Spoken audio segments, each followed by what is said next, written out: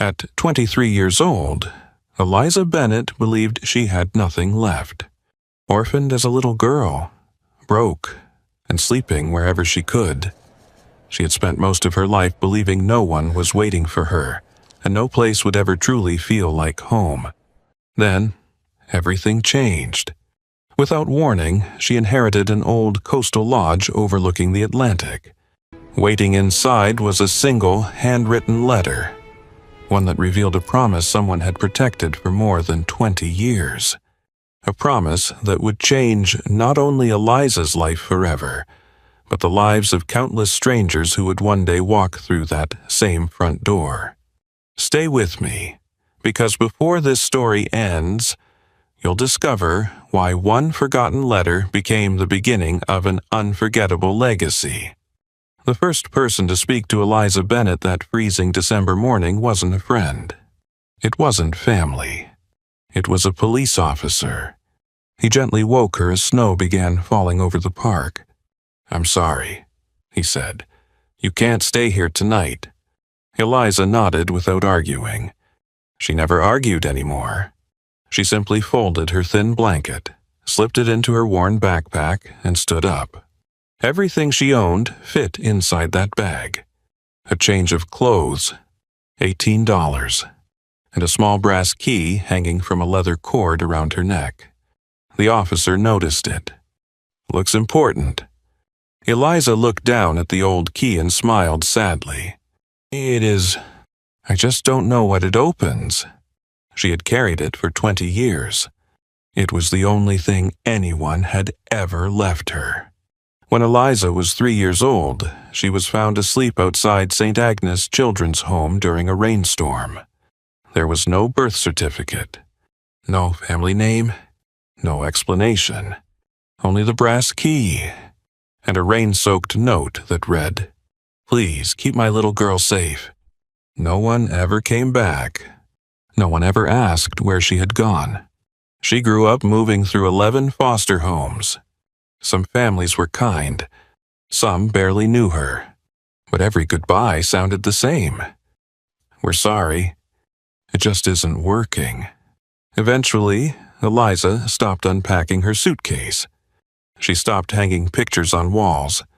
She stopped believing the word home belonged to people like her.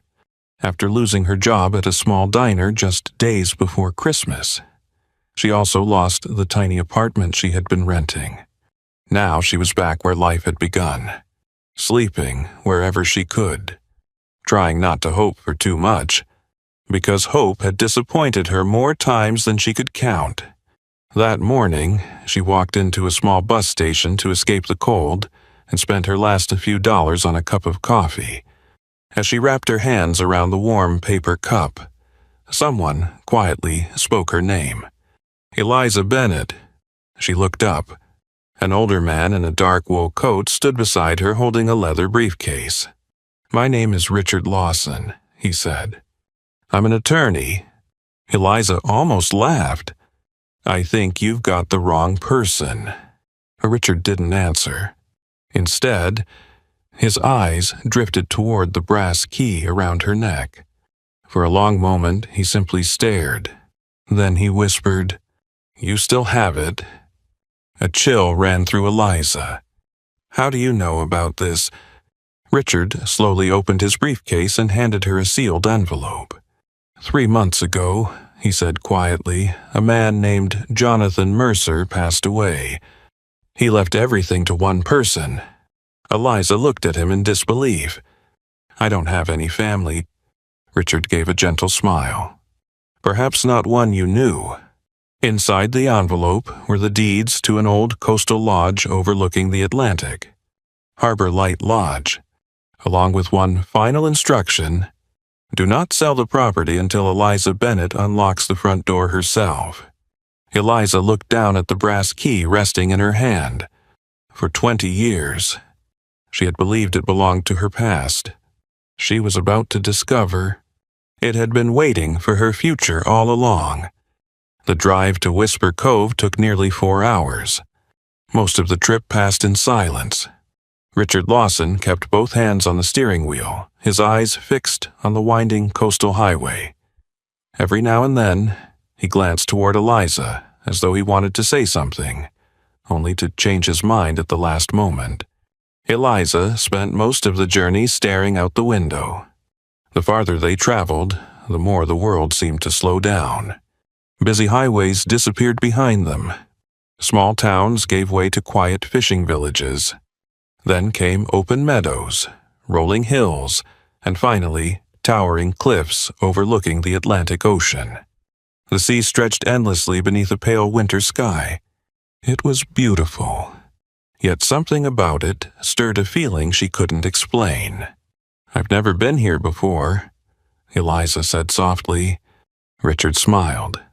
"Maybe not. But sometimes a place remembers us, even when we don't remember it." She turned toward him. "What does that mean?" He hesitated before answering. "I think you'll understand soon enough." That only left her with more questions. Late that afternoon, they entered Whisper Cove. It wasn't the kind of town people rushed through. It was the kind of place where everyone seemed to know everyone else. Old brick storefronts lined the narrow streets. A bakery sent the smell of fresh bread drifting into the cold air. An antique shop displayed faded clocks and weathered picture frames in its front window. Outside the post office, an elderly woman looked up as Richard's car rolled past. The moment she saw Eliza sitting in the passenger seat, her expression changed. She gently touched the arm of the man standing beside her. "It's really her," she whispered. Eliza noticed the woman staring. Then another person. Then another. No one waved. No one smiled. Instead, they looked at her with quiet recognition, as if they had been waiting for someone they had never actually met. A strange uneasiness settled deep inside her. "Do these people know who I am?" she asked. Richard kept his eyes on the road. "They know your name, but they don't know your story. And neither do you." The road climbed higher until the town disappeared behind them. Then Harbor Light Lodge came into view. It stood alone on the cliffs, overlooking the restless Atlantic. The old stone building showed its age. The wooden porch had weathered decades of salt air. Several windows needed new glass. The paint had faded long ago. Yet despite all that, the lodge still carried a quiet dignity. It didn't feel abandoned. It felt as though it had simply been waiting. Beyond the lodge stood an old lighthouse. Its beam swept slowly across the ocean, cutting through the evening mist. Eliza couldn't take her eyes off it. "I've seen that lighthouse before," she whispered. Richard glanced at her. "No, you've dreamed about it." She looked at him in surprise. "How could you possibly know that?" He only smiled. "Jonathan wrote about it." They stepped out of the car. The ocean wind wrapped around them immediately, carrying the scent of salt and pine. Richard walked to the trunk and removed one small suitcase. "That's everything?" he asked. Eliza nodded. "I've learned not to own more than I can carry." Something in her answer made Richard look away for a moment. He quietly handed her a heavy ring of old iron keys. "These belong to Harbor Light Lodge." Eliza looked down at them, then slowly shook her head. "I don't think I'll need these." She reached beneath her sweater and held up the brass key she had carried since childhood. "I think this one brought me here." Richard stared at it. His expression softened. "Yes, I believe it did." Together, they climbed the creaking wooden steps. The front door stood before them, large and weathered, its brass lock darkened by time. Richard suddenly stopped walking. "This is where I leave you." Eliza turned toward him. "You're not coming inside." He shook his head. "I can't." Jonathan Mercer left very clear instructions. "What instruction?" Richard took a slow breath. He said, "When Eliza Bennett finally arrives, She must enter Harbor Light Lodge alone. For a long moment, neither of them spoke. The only sound came from the waves crashing against the cliffs below. Eliza looked down at the brass key resting in her hand. Her heart began beating faster. How could a man she had never met know she still carried it after 20 years? With trembling fingers, she stepped closer to the door. She slid the key into the lock. It fit perfectly. Not tightly, not loosely, perfectly. Almost as though it had never belonged anywhere else. She slowly turned it. Click! The sound echoed through the old building. The heavy wooden door opened inward by itself. A gentle wave of warm air drifted out. Not cold, not stale. Warm, as though someone had lit a fire only moments before. Eliza stepped across the threshold. The entrance hall was silent. Dust floated through golden beams of evening light. A massive stone fireplace stood against one wall. Towering bookshelves reached almost to the ceiling. An old grandfather clock ticked steadily in the corner. Everything wore a thin layer of dust, yet nothing felt forgotten. It felt preserved, as though the house had been patiently waiting for one specific visitor. Her footsteps echoed softly as she wandered from room to room.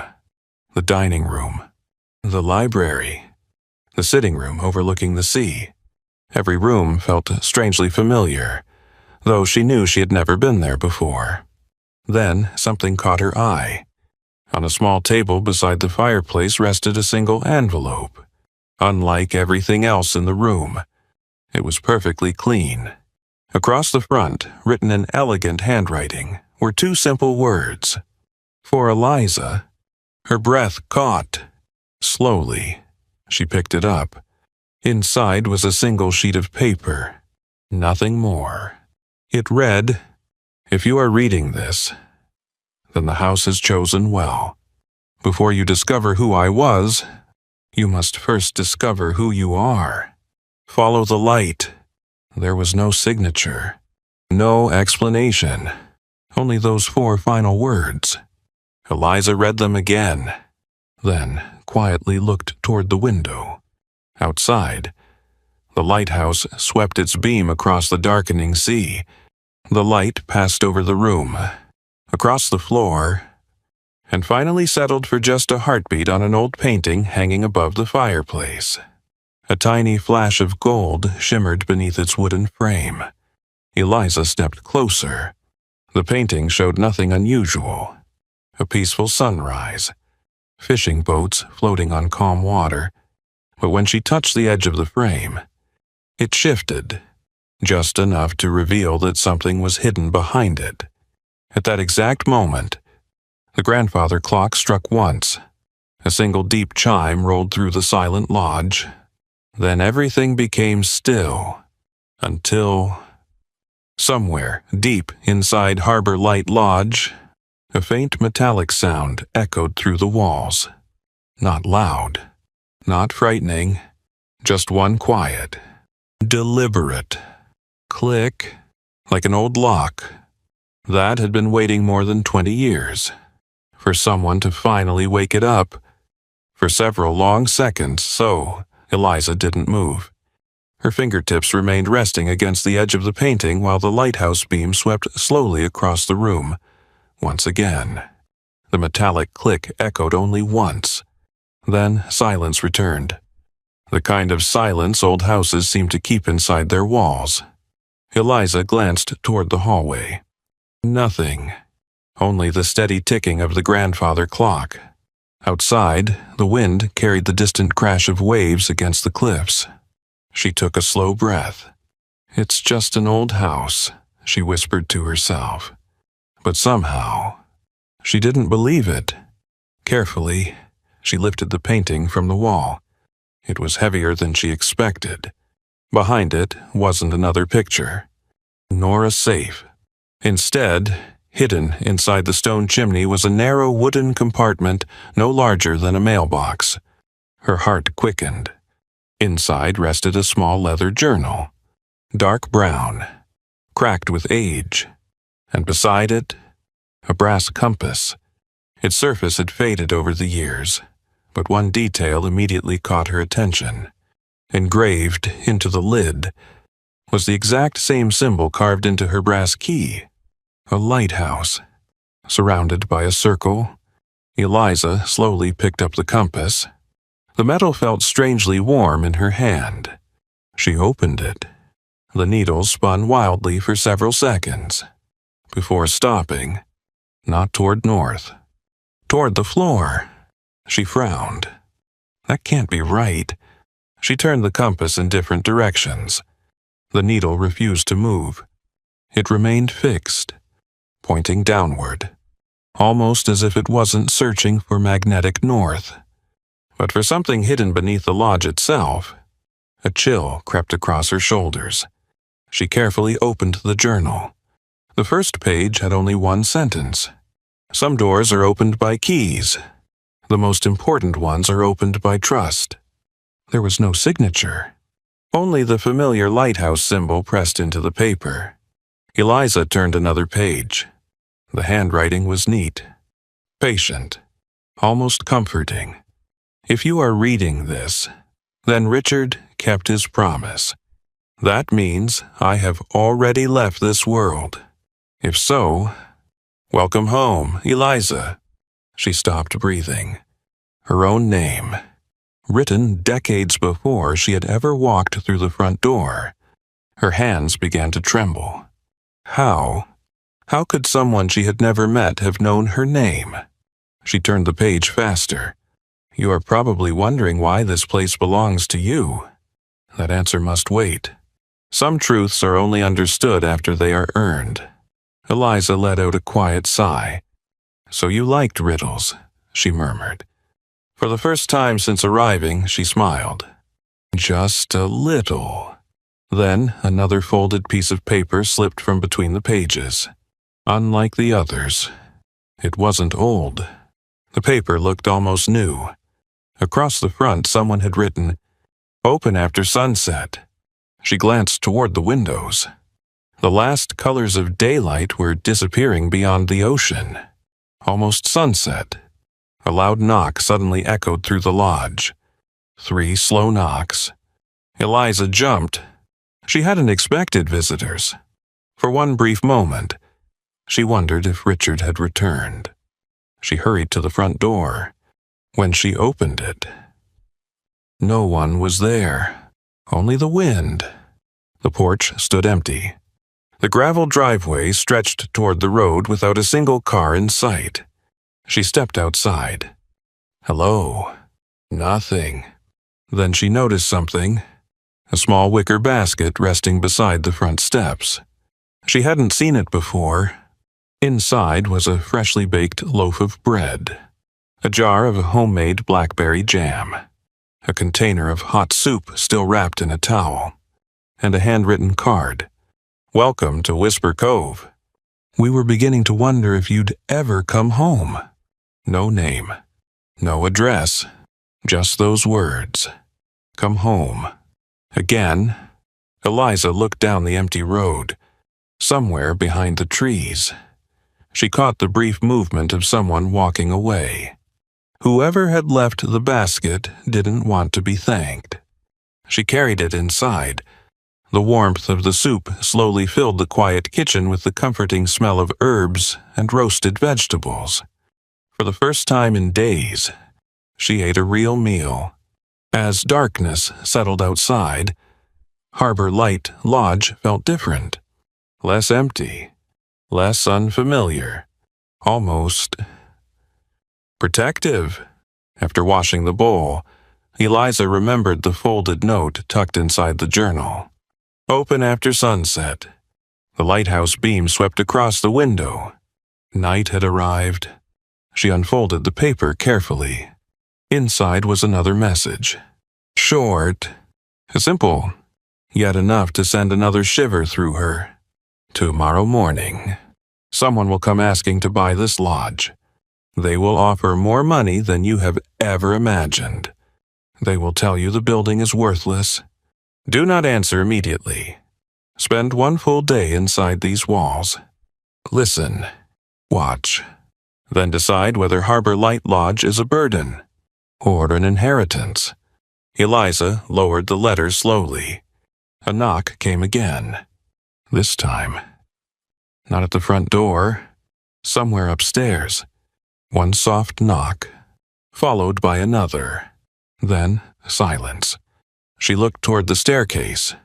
Every light upstairs was off. The hallway disappeared into darkness. The old lodge settled quietly around her. The fire crackled softly inside the stone fireplace. Outside, the lighthouse continued sending its beam across the Atlantic, as if patiently guiding someone home. Eliza tightened her grip on the brass key around her neck. Deep inside, she felt something she hadn't allowed herself to feel in years. Not certainty, not safety, hope. Small, fragile, but alive. And without fully understanding why, she knew one thing. Tomorrow would change everything. Eliza barely slept that night. Every sound inside Harbor Light Lodge seemed louder after midnight. The old timbers settled with soft groans. The wind brushed against the windows. Somewhere in the distance, the lighthouse horn echoed across the Atlantic, low and steady, like a heartbeat that had been keeping time for generations. She lay awake on an old sofa in the library, not because she was afraid, but because something inside her refused to believe this was all an accident. Jonathan Mercer had known her name. He had known about the brass key. And somehow, he had known she would come, long before she ever did. The following morning arrived wrapped in a pale blanket of sea fog. Eliza woke to the smell of fresh coffee. For one confused moment, she thought someone else was inside the lodge. She followed the aroma into the kitchen. No one. Only a small basket sitting on the table. Inside were fresh eggs, homemade biscuits, and another handwritten note. No one should begin their first morning hungry. She smiled despite herself. The people of Whisper Cove clearly had a habit of caring for others without asking permission. She hadn't experienced that before. Not like this. Around 10 o'clock, a black luxury SUV pulled into the gravel driveway. Two men stepped out. Expensive coats, polished shoes, confident smiles. The older man extended his hand. Miss Bennett, my name is Charles Whitmore. I represent Atlantic Horizon Development. Eliza invited them inside. Charles looked around the lodge with the practiced eyes of someone calculating profit. The location is remarkable, he said. The structure, however, he glanced toward the cracked ceiling, has reached the end of its life. He opened a leather folder. We'd like to purchase Harbor Light Lodge. He slid a contract across the table. The number at the bottom made Eliza stare. It was more money than she had ever imagined. Enough to buy a house. Enough to pay every bill. Enough to never sleep on another park bench again. Charles smiled. You've had a difficult life, Miss Bennett. This gives you a fresh start. She looked down at the papers. Just one signature. That was all it would take. A warm home, financial security, a future, everything she had spent years wishing for. Then she remembered the letter. Spend one full day inside these walls. Then decide. She folded the contract. I'm not ready. Charles remained polite. Take your time, but understand. He looked around the room. Buildings like this don't survive forever. After they left, silence settled over the lodge once again. Eliza walked onto the porch, contract still in her hand. She looked toward the lighthouse. Its white beam had disappeared beneath the daylight, but somehow she could still imagine it sweeping across the sea. She whispered quietly, "What am I supposed to do?" The wind offered no answer. That afternoon she decided to explore the town. Everywhere she went, people greeted her by name. The owner of the bakery refused to let her pay for a loaf of bread. "You've already paid," he said with a smile. When he simply shrugged. Long time ago, she didn't understand. At the hardware store, an elderly woman handed Eliza an old photograph she had found while cleaning. It showed Harbor Light Lodge many years earlier. Children laughed on the front porch. Travelers carried suitcases inside. Jonathan Mercer stood near the entrance, smiling warmly. On the back, someone had written, "Some people came here for one night. Others stayed forever in our hearts." Eliza stared at the words. For the first time, she realized something. Jonathan had never measured his life by money. He measured it by people. On her way back to the lodge, she noticed an elderly man struggling to carry groceries up a steep path. Without thinking, she hurried over. "Can I help you?" He smiled. "I'd appreciate that." Together, they carried the bags to a small white cottage overlooking the harbor. When they reached the porch, the man studied her for a long moment. "You have Jonathan's eyes." Eliza blinked. "I never met him." "No, but he would have liked you." She smiled politely. "I'm not sure why everyone keeps saying that." The old man chuckled softly. "Because he always stopped when someone needed help." He looked down at the grocery bags. "So did you." The words stayed with her all the way back to Harbor Light Lodge. She hadn't helped because she expected anything in return. She had simply done what felt right.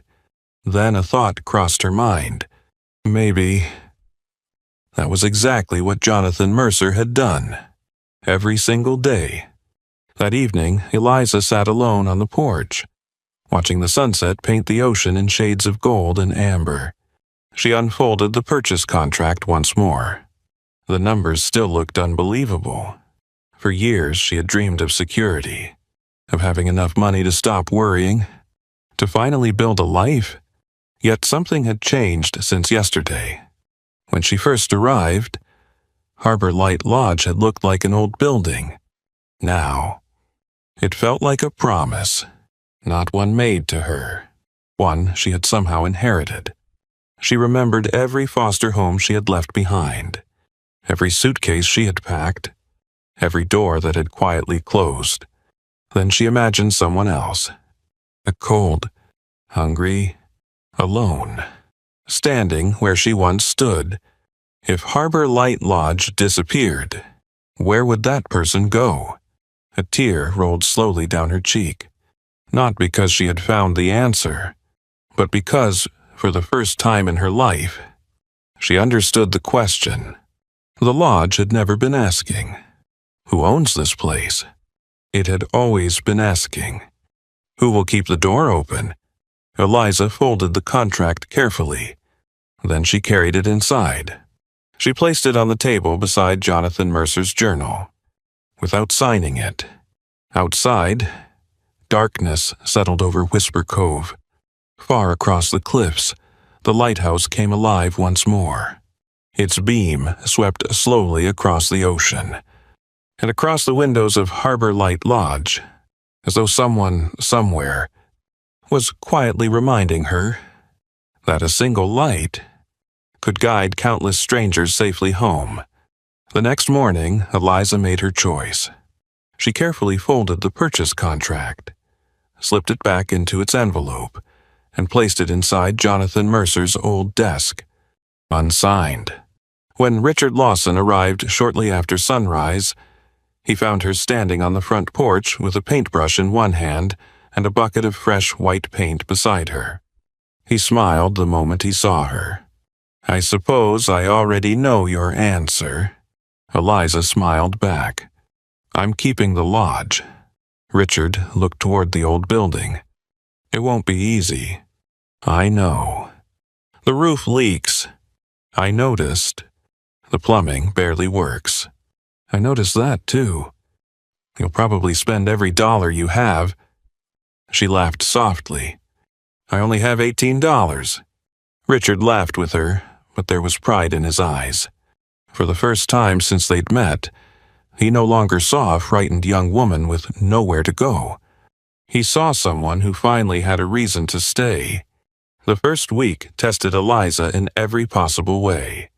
She spent her mornings scraping away old paint and repairing broken windows. Her afternoons disappeared beneath buckets of soapy water, worn floorboards, and endless layers of dust. Every evening, she collapsed onto an old mattress in the library, too tired to think about tomorrow. Yet every sunrise found her back on her feet. She wasn't restoring Harbor Light Lodge because someone expected her to. She was restoring it because, for the first time in her life, she believed it was worth saving. On the fourth morning, someone knocked on the front door. It was the town baker. Without saying much, he carried in 2 large boxes filled with fresh bread. "I baked too much again," he said with a grin. Eliza smiled. "I wish I could pay you." The old baker shook his head. "You already have." Before she could ask what he meant, he tipped his hat and quietly walked away. The following day, the owner of the hardware store appeared carrying a toolbox. I found a few supplies that could still be useful. Not long after, a retired carpenter arrived with a tape measure tucked into his pocket. "I'm too old to climb ladders," he joked, "but I can still teach someone who can." Day after day, more neighbors appeared. Someone repaired a broken fence. Someone else replaced cracked shingles. Another volunteered to repaint the porch. Soon, Harbor Light Lodge no longer echoed with silence. It echoed with laughter, with hammers striking old wood, with conversations drifting through open windows. No one asked for money. No one kept track of the hours they worked. They simply showed up. Because years earlier, Jonathan Mercer had done exactly the same for them. Kindness, they believed, was never something you paid back. It was something you passed forward. One rainy afternoon, while organizing Jonathan's study, Eliza discovered another envelope tucked inside his journal. Across the front, written in neat handwriting, were 4 simple words. "When the house feels alive." She smiled before opening it. The timing felt almost perfect. Inside was another letter. "Dear Eliza, if you are reading this, then you've already discovered something that took me many years to understand. A house does not become a home when every wall is repaired. It becomes a home the moment someone inside decides another person's life matters. Don't waste your energy trying to make this place perfect. Simply make sure no one who enters here ever feels forgotten." Eliza slowly folded the letter. She looked around the room. The walls still needed paint. Several windows remained cracked. The floors creaked beneath every step. Yet somehow, the lodge already felt different. Not because it looked new, because people had filled it with compassion. A few evenings later, just as the sun disappeared beyond the Atlantic, another knock came at the front door. When Eliza opened it, she found an older man standing in the rain. His coat was soaked through. One sleeve hung empty beside him. A worn duffel bag rested at his feet. "I'm sorry to bother you," he said quietly. "I saw the lights. I was wondering if there might be somewhere nearby where I could stay for the night." Eliza looked past him. Dark clouds covered the sky. The rain was getting heavier. Harbor Light Lodge wasn't ready for guests. Several rooms still couldn't be used. The roof leaked. The plumbing upstairs barely functioned. She could have apologized. She could have directed him toward another town. Instead, Jonathan's words echoed in her mind. "Don't let anyone feel forgotten." She stepped aside. "We're still fixing the place." The man nodded. "I don't mind. The beds aren't perfect. I've slept in worse." She smiled gently. "But they're warm." For several seconds, the man couldn't speak. His eyes filled with tears. Finally, he whispered, Thank you." That evening, Eliza found an extra blanket in one of the closets. She warmed a pot of soup that one of the neighbors had brought earlier that day. The two of them sat quietly in the old kitchen while rain tapped softly against the windows. Very few words were spoken. None were necessary. Sometimes the greatest kindness wasn't found in conversation.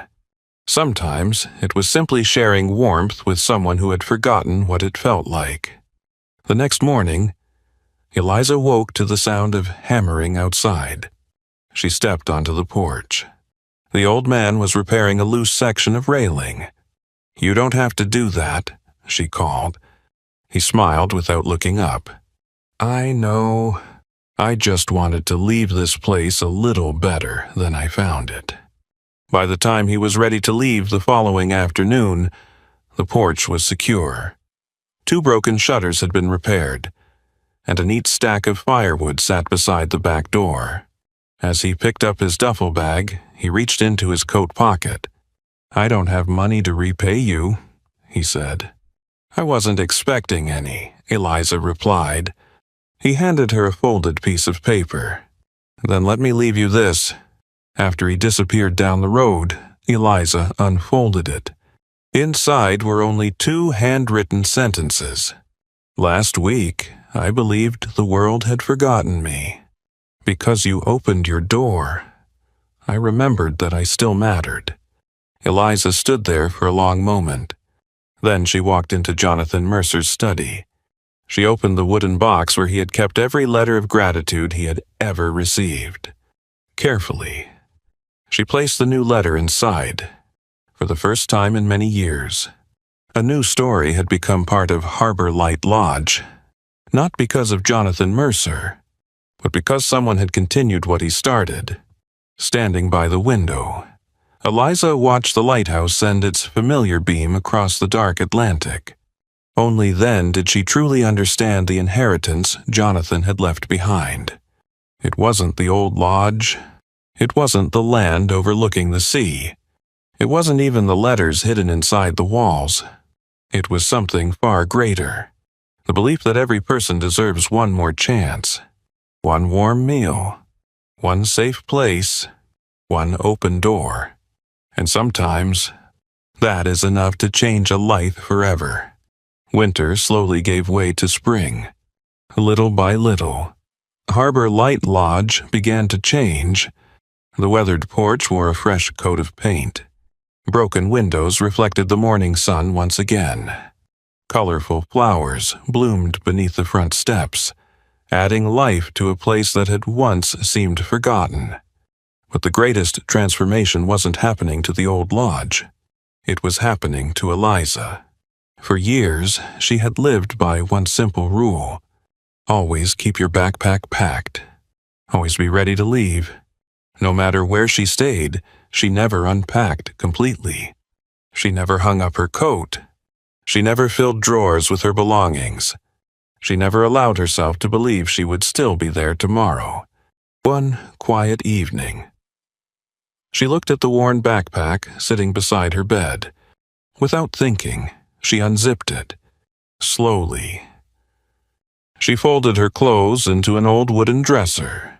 She placed the faded note that had stayed with her since childhood inside the bedside drawer.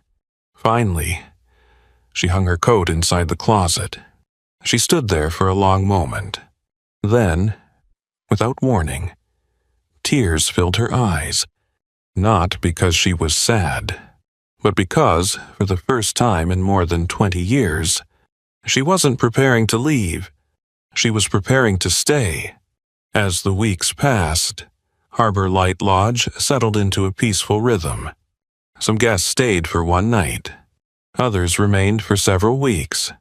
Each arrived carrying burdens no one else could see, and each left behind something far more valuable than money: a story. One afternoon, a young mother named Rebecca arrived with her 6-year-old son, Noah. A fire had destroyed their apartment only days earlier. Everything they still owned fit inside 2 grocery bags. Noah barely spoke. He stayed close to his mother, avoiding eye contact with everyone. 3 days later, Eliza found him sitting quietly at the kitchen table with a box of colored pencils. He was drawing. Every picture looked almost identical. A small house, a bright light shining through one window, 3 people standing safely inside. Eliza smiled. "Is that your old house?" Noah looked up and gently shook his head. "No." He pointed toward the front window. "It's this one." Eliza looked at the drawing again. For Noah, Harbor Light Lodge wasn't simply a place to sleep. It was the first place where he felt safe. The realization stayed with her long after the boy had gone outside to play. About a week later, another familiar face appeared at the front door. It was the one-armed veteran who had arrived during the storm several weeks before. Only this time, he wasn't alone. Standing beside him was a teenage girl with bright, curious eyes. "My granddaughter," he said proudly. Eliza welcomed them inside. The old man looked around the lodge before speaking again. "I wanted her to see this place." The girl smiled politely. Then the old veteran turned toward Eliza. "The night I came here, I wasn't looking for a bed. I was looking for a reason to keep living." His voice became quieter. "If you hadn't opened your door, she would have grown up without a grandfather." The room fell silent. Eliza felt tears gathering in her eyes. For most of her life, she had believed she had nothing valuable to offer anyone. Yet one simple act of kindness had changed the future of an entire family. Jonathan Mercer had understood something she was only beginning to learn. You never really know what happens after you open a door for someone. Sometimes, you don't just save a day, you save generations. Not everyone, however, wanted Harbor Light Lodge to remain standing. One rainy afternoon, Richard Lawson returned carrying a thick folder beneath his arm. The expression on his face told Eliza something was wrong. "The developers haven't given up," he said. She sighed. "I expected that." Richard placed several documents on the kitchen table. "They've increased their offer." "I'm still not selling. I'm afraid this isn't about the offer anymore." He paused before continuing. While reviewing the estate, they uncovered several old property taxes that were never fully resolved. Eliza frowned. "I thought Jonathan's affairs had all been settled." "So did I." Richard lowered his voice. "If those taxes aren't paid within 60 days, the county has the legal right to seize Harbor Light Lodge." The words settled heavily between them. The amount owed was far beyond anything Eliza could possibly afford. Richard looked at her kindly. "No one would judge you if you sold. You'd finally have the security you've spent your whole life searching for. Security, a warm bed, a steady income, the certainty that tomorrow would be easier than yesterday. Everything she had dreamed about." She looked around the room. Fresh bread cooling on the counter, children laughing outside, neighbors repairing a loose fence, letters of gratitude resting inside Jonathan's wooden box. Then she realized something. For years, she had searched for a place that could protect her. Now, there were people depending on her to protect theirs. The decision was no longer only about her future. It was about everyone who might one day knock on that front door. That night, after everyone else had gone to sleep, Eliza returned to the library. She opened Jonathan Mercer's journal once again.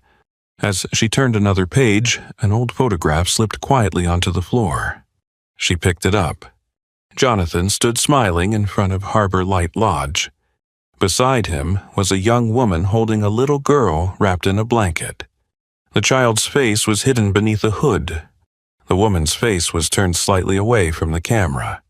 There were no names, no date, only one handwritten sentence across the back. Some promises take a lifetime to keep. Eliza stared at the photograph. Could that child be her? Or was she simply hoping too hard? She gently placed the picture back inside the journal. Whatever the truth was, Jonathan hadn't wanted her to discover it yet, and somehow she trusted him enough to wait. Before going upstairs, Eliza stepped out onto the porch. The night air carried the familiar scent of salt water. Far across the cliffs, the lighthouse swept its beam slowly across the Atlantic. For years, Eliza had believed strength meant surviving alone. Now she understood something completely different. Real strength wasn't refusing help. It was accepting kindness. Then, choosing to pass that kindness on to someone else, she reached into her pocket and wrapped her fingers around the old brass key. For most of her life, it had been nothing more than an unanswered question. Now, it felt like a promise someone had protected for more than 20 years. As the lighthouse illuminated Harbor Light Lodge once again, Eliza looked at the old building and quietly whispered words she had never imagined saying. "This is my home." The wind carried her voice toward the ocean, and somewhere beyond the darkness, it almost felt as though someone had been waiting a lifetime to hear those words. The 60 days passed faster than anyone expected. Spring had given way to early summer. The flower boxes beneath the windows overflowed with color. Children's laughter drifted across the front porch almost every afternoon. For the first time in decades, Harbor Light Lodge looked alive again. But inside Richard Lawson's office, the news was far less hopeful. He carefully removed his glasses and looked across the desk at Eliza. "I'm sorry. I've tried everything. The county won't extend the deadline." Eliza lowered her eyes to the documents lying in front of her. Unless the outstanding taxes were paid by Friday afternoon, Harbor Light Lodge would legally become county property. After that, Atlantic Horizon Development would almost certainly purchase the land. The old lodge would be demolished. The lighthouse would remain. Everything else would disappear. Richard quietly slid the papers toward her. "If you sign the sale today, there's still time." Eliza stared at the pen. It would have been the easiest decision of her life. One signature. No more debt. No more uncertainty. No more sleepless nights wondering how to keep the lights on. She reached for the pen, then stopped. In her mind, she saw Noah proudly holding up his drawing of the little house with the light in the window. She heard the veteran's trembling voice. "If you hadn't opened your door." She remembered the first night she had slept on the library sofa, the baskets of bread left by strangers, the letters hidden inside Jonathan's wooden box, the words, "Don't let anyone feel forgotten." Slowly, she pushed the pen away. "I'm not selling." Richard closed his eyes for a brief moment. Then he smiled. "I had a feeling you'd say that." Word spread through Whisper Cove before sunset. No one knew exactly how. Perhaps Richard had mentioned it. Perhaps someone at the courthouse had quietly told a neighbor. By evening, people began arriving at Harbor Light Lodge. One car, then another, then another. Eliza opened the front door and froze. Nearly 50 people stood outside. Some she recognized. Many she did not. An elderly woman stepped forward first. "I stayed here with my husband after the hurricane of 1989. She placed an envelope into Eliza's hands. "I've wanted to repay Jonathan for 36 years. A middle-aged doctor walked forward. "I was 16 when my mother and I came here. If Jonathan hadn't taken us in, I never would have finished school." He laid a check on the table. Behind him came a firefighter, then a retired teacher, then a couple celebrating their 40th wedding anniversary. Each carried something different. A donation, old photographs, boxes of supplies, fresh food, building materials. One by one, they shared stories Eliza had never heard. Stories Jonathan Mercer had never told anyone. She finally understood why there had been so many letters. Harbor Light Lodge had quietly changed hundreds of lives. People simply hadn't forgotten. Late that evening, the old veteran stepped forward. He held something wrapped carefully in brown paper. "I think this belongs here." Eliza slowly unwrapped it. Inside was an old wooden sign. The paint had faded, but the words were still readable. "No one leaves here without hope." The veteran smiled. Jonathan carved that himself. It used to hang above the front door. He paused. I think he'd want it back. Without saying a word, several people found a ladder. Within minutes, the sign hung above the entrance once again. Everyone stepped back to admire it. No one spoke. No one needed to. The following morning, Richard drove to the county courthouse carrying something no one expected. Not one check. Hundreds. Dozens of envelopes filled with donations from people whose lives had crossed paths with Harbor Light Lodge over 4 decades. By noon, every dollar of the outstanding debt had been paid. Harbor Light Lodge belonged to Eliza. Free and clear. When Richard returned that afternoon, he handed her the final receipt. She stared at it in disbelief. "It's over." He smiled. "No, I think it's only just beginning." That evening, Eliza returned to Jonathan's study. She carefully opened the wooden box of letters. For the first time, she noticed something hidden beneath the false bottom. A small velvet pouch. Inside rested another brass key, almost identical to hers, along with one final letter. This one was addressed simply, to the keeper of the light. Her hands trembled as she unfolded it. "Dear Eliza, by the time you read this, you'll already understand something that took me a lifetime to learn. A lighthouse does not choose who deserves its light. It shines for everyone. Harbor Light Lodge was never meant to rescue people. It was meant to remind them that they were never beyond saving. Your mother understood that. That's why she brought you here. She knew she would not live long enough to raise you, but she believed someone here would teach you something even greater than survival. She asked me for only one promise, that if life ever brought you back, I would leave the light burning. I kept my promise. Now, it's your turn." Tears blurred the page. For 20 years, Eliza had believed she had been abandoned. Now, she finally knew the truth. Her mother had not left her because she didn't love her. She had left her with the only person she believed could one day give her daughter the chance to live. Jonathan Mercer had spent more than 2 decades protecting that promise. Not because he had to, because he chose to. Years later, visitors to Whisper Cove often ask the same question. Who owns Harbor Light Lodge? The townspeople usually smiled before answering. That isn't the right question. The better question is, who needs it today? Because ownership had never been what made Harbor Light Lodge extraordinary. It was the open door, the warm meal waiting inside, the light shining from the window on the darkest nights, and the young woman who had once believed she would never belong anywhere, now standing on the front porch, welcoming strangers with the same gentle words that had changed her own life. "Come in. You're home now." Far above the cliffs, the lighthouse continued sending its faithful beam across the Atlantic, night after night, year after year, quietly reminding anyone who had lost their way that somewhere in the darkness, there would always be a light waiting to guide them home. 20 years passed. Whisper Cove had changed. New families had moved into town. Old storefronts had been restored.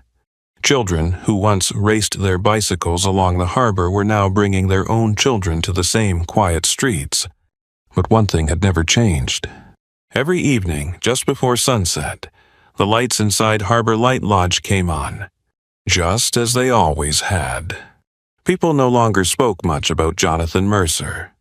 Time has a way of gently carrying names into the past, but they still remembered what he had started. And every time someone asked where they could find help, the answer was always the same: the house by the lighthouse. They'll welcome you there. Eliza's hair had begun to turn silver. Fine lines framed the smile she wore so easily now. She had become someone the town quietly depended on. Not because she owned Harbor Light Lodge, because she never stopped opening its door. One rainy autumn evening, as the wind rattled the old porch railings, someone knocked. 3 quiet knocks. Eliza opened the door. Standing there was a little girl no older than 8. She carried a worn backpack almost as big as she was. Rain dripped from her jacket. Her shoes were soaked. She looked frightened, not of the storm, of being turned away. For a long moment, neither of them spoke. Then the little girl looked down and whispered, "I'm sorry. I don't know where else to go." Those words stopped time. Suddenly, Eliza wasn't looking at a stranger anymore. She was looking at herself, the frightened little girl who had once believed she didn't belong anywhere. Without hesitation, Eliza stepped aside. "You don't have to stand in the rain." The little girl hesitated. "I can only stay one night." Eliza smiled gently. "You can stay as long as you need." The child looked up, surprised. "You don't even know me." Eliza knelt until they were eye to eye. Then she said the words she had waited an entire lifetime to understand. "I don't have to. Everyone deserves a place to begin again." The little girl burst into tears. So did Eliza. She wrapped her arms around the child, holding her exactly the way she had once wished someone had held her. Not out of pity, out of love. Later that night, after the little girl had fallen asleep upstairs, Eliza walked into Jonathan Mercer's study. Everything looked almost exactly as it had 20 years earlier. The old fireplace, the wooden desk, the journals, the box filled with letters, except the box was much heavier now. Jonathan's letters rested at the bottom. Above them were hundreds more. Letters written by people whose lives had been forever changed because one door had remained open. Eliza placed another envelope inside. It contained only one sentence. "Tonight, another child found a home." She closed the lid gently, then opened the top drawer of Jonathan's desk. Inside rested 2 brass keys, the one Jonathan had protected for her, and the one he had left with his final letter. For a moment, she held both of them in her hands. Then she quietly carried one upstairs. The little girl was already asleep. Her backpack rested beside the bed. Eliza smiled. She remembered carrying her own backpack everywhere, convinced she would never stay anywhere long enough to unpack it. Gently, she placed the brass key on the bedside table. Not because the child needed it today, but because one day she might. The following morning, Noah arrived. No longer the frightened 6-year-old boy who had once hidden behind his mother's legs. He was now Dr. Noah Carter, the town's family physician. Every Tuesday, before opening his clinic, he stopped by Harbor Light Lodge to check on the residents. As he poured himself a cup of coffee, he noticed the sleeping child upstairs. He smiled. "Another one?" Eliza nodded. "I think she's going to be with us for a while." Noah looked around the old kitchen. "It saved my life, you know." Eliza smiled. "I know." He shook his head. "No, I don't think you do. If my mother hadn't found this place, I wouldn't be standing here today." He looked toward the front door. One act of kindness, that's all it took. Before leaving, Noah hugged Eliza. Not as a guest, not as someone repaying a debt, but as family. That evening, the lighthouse cast its familiar beam across the Atlantic once again. Eliza stood alone on the porch. The same porch where she had once arrived with $18, a worn backpack, and a brass key that opened more than a single door. She realized something Jonathan Mercer had known all along. The lodge had never belonged to him. It had never truly belonged to her either. It belonged to every person who arrived believing they had nowhere left to go, and to every person who left believing in tomorrow again. Some people spend their lives searching for treasure. Others spend their lives becoming it. Jonathan Mercer left behind a house, but the true inheritance was never hidden beneath old floorboards or locked inside forgotten rooms. It lived inside every life that had been changed by a simple act of compassion. Because kindness is the only inheritance that grows larger each time it is given away. So, if this story leaves us with one final thought, let it be this. You may never own a place as beautiful as a Harbor Light Lodge. You may never stand beside an ocean or beneath the light of a lighthouse. But every one of us can become a safe harbor for someone who is lost. Sometimes the greatest miracle isn't finding a place to call home. Sometimes the greatest miracle is becoming the reason someone else finally does. And perhaps that is how ordinary people leave extraordinary legacies. Not by asking how much they can keep, but by deciding how much hope they can leave behind. Far above the cliffs, the lighthouse continued to shine into the darkness. It never asked who deserved its light. It simply shone. And somewhere beyond the night, another weary traveler was already following it home.